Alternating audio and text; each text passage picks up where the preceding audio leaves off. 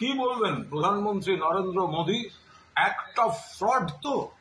গুজরাটে আবার একটি সেতু ভেঙে পড়ল বরোদায়, এবং উপর থেকে গাড়ি পড়ে গেল।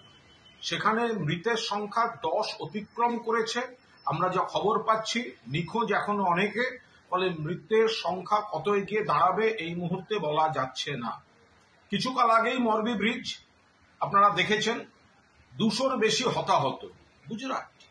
যখন প্রধানমন্ত্রী নরেন্দ্র মোদী এসেছিলেন, এই পোস্তার অ্যাক্সিডেন্টে তিনি বলেছিলেন অ্যাক্ট অফ গড নয়, অ্যাক্ট অফ ফ্রড। তাহলে গুজরাটে নরেন্দ্র মোদী অমিত শাহ রাজ্যে যখন সেতু ভেঙে পড়ছে, হবে তো অ্যাক্ট অফ ফ্রড। প্রধানমন্ত্রী বলছেন না কেন? কিছুকাল আগে আরেকটি বিজেপি শাসিত রাজ্যে আবার সেতু ভেঙে পড়েছিল, ভুলে গেলেন? কতজন সেখানে পর্যটকদের মৃত্যু হলো। ফলে গুজরাটের এই ঘটনা যথাযথ তদন্তের দাবি রাখে। অবিলম্বে তদন্ত দরকার, নিরপেক্ষ তদন্ত দরকার। বারবার গুজরাটে সেতু ভাঙছে কেন?